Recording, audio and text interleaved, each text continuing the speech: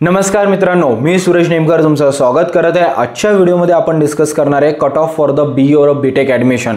JEEवर पण cut off बघूया आणि सोबतच सीईटीचा कट ऑफ खूप जास्त डिटेलमध्ये समजून घेऊया।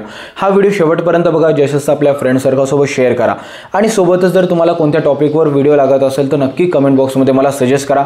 ती कमेंट जर रिपीटेडली येत असेल किंवा जास्त लाईक असेल त्यावर तर नक्कीच तो व्हिडिओ बनवण्याचा मी प्रयत्न करेल। आणि मित्रांनो, डिस्क्रिप्शन बॉक्समध्ये कम्युनिटी ग्रुपची लिंक आहे जिथे आम्ही time to time admission related updates देतच राहतो, तर तो जॉइन करून घ्या। आणि सगळ्यात महत्त्वाचं, जर तुम्हाला पर्सनल गायडन्स किंवा मेंटरिंग हवं असेल तर तुम्ही गुगल फॉर्म सुद्धा फिल करू शकता। आम्ही तुम्हाला तिथे कनेक्ट करण्याचा नक्कीच प्रयत्न करूया। मी तुम्हाला स्क्रीन शेअर करत आहे, आपण स्टेप बाय स्टेप जाऊया। डायरेक्टली तुम्ही गुगलला गेले, तिथे सीईटी जर टाईप केलं आणि एंटर केलं इन केस, तर फर्स्ट वेबसाईट ओपन होते स्टेट कॉमन एंट्रन्स टेस्ट सेलची। तुम्ही रिझल्ट बघताना ही वेबसाईट डेफिनेटली यूज केली असेल। इथे बघा तुम्हाला कॅप दिसत आहे, आता बघा 2025-26 सुद्धा दिसत आहे, म्हणजे बॅकएंडला काम चालू झालेलं आहे। आपल्याला कट ऑफ मागच्या वर्षी बघायचा आहे, म्हणजे मागच्या वर्षीचा अकॅडमिक इयरचा 2024-25चा। त्याला आपण क्लिक करू।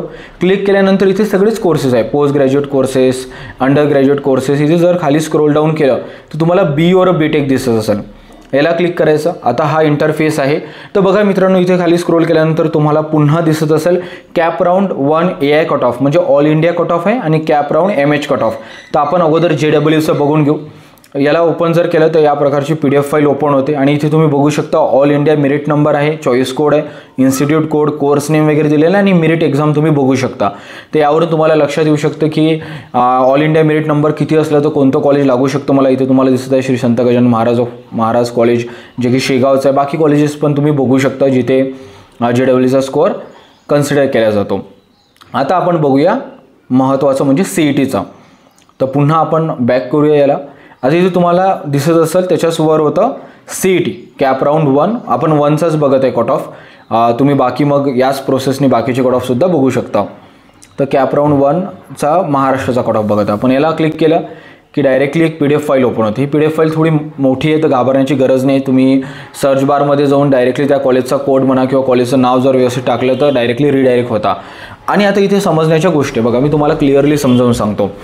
इथे जे ऑटोनॉमस कॉलेज असतात त्याच्यामध्ये एकच असतं, स्टेट लेवल सीट्स असतात फक्त।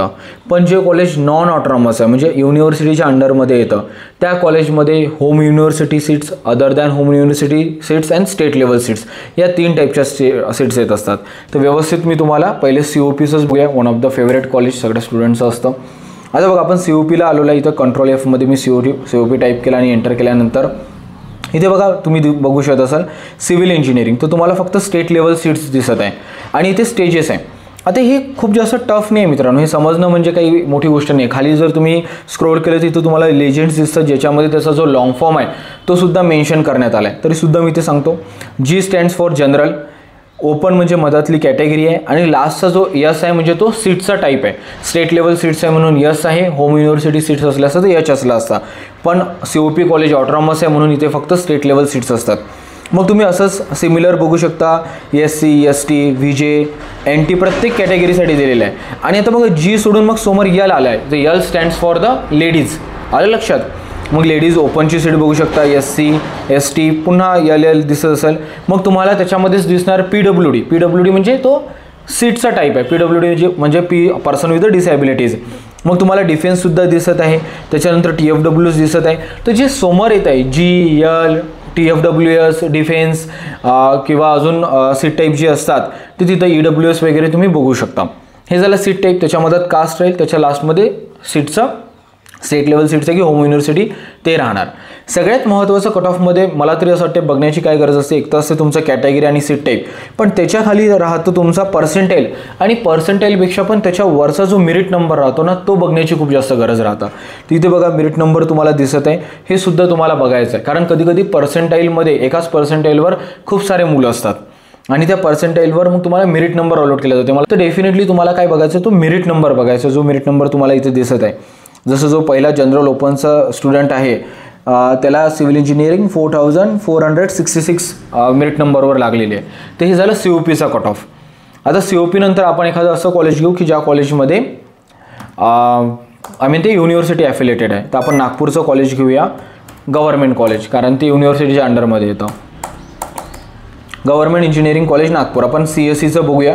आता इथे बघा, जसं मी तुम्हाला म्हटलं होतं 3 टाईपच्या सीट्स असतात, home university seats, other than home university seats and state level seats. तर तुम्ही इथे बघू शकता डिफरन्स, थोडा कट ऑफमध्ये डिफरन्स राहतो, कारण ऑफकोर्स होम युनिव्हर्सिटी रिझर्वेशन असतं किंवा थोडंसं त्याला म्हणू शकतो आपण कोटा असतो, तर डेफिनेटली थोडा कट ऑफमध्ये डिफरन्स असतो. तर या गोष्टी तुम्ही इथे चेक करू शकता, होम युनिव्हर्सिटी सीटच्या आणि अदर दॅन होम युनिव्हर्सिटी आणि स्टेट लेवलचा कट ऑफ. सिमिलर तेच राहील. G स्टँड्स फॉर जनरल, मदत कॅटेगरी, लास्टमध्ये बघा H दिसत आहे, तिथे लास्टमध्ये काय दिसत होतं, S दिसत होतं. इथे सुद्धा S दिसणार आहे तुम्हाला स्टेट लेवल सीट्समध्ये. आलं लक्षात. नंतर स्टार्टिंगमध्ये अजून काय दिसू शकते तुम्हाला, L स्टँड्स फॉर लेडीज. आणि मग बाकीची जर सीट टाईप असेल, लाईक डिफेन्स असेल किंवा PWD असेल, तर त्यासुद्धा गोष्टी तुम्हाला दिसतात. तर इथे तुम्ही या प्रकारे कट ऑफ बघू शकता. तर कट ऑफ बघणं खूप सिंपल आहे. कट ऑफमध्ये 2-3 गोष्टी एकदम माइंडमध्ये क्लिअर ठेवा.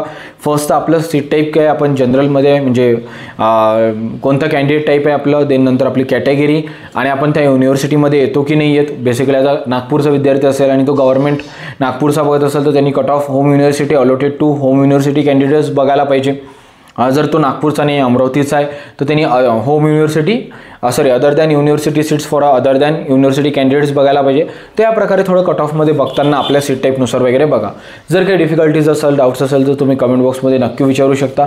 आय होप हा व्हिडिओ थोडाफार हेल्पफुल असेलच तुम्हाला.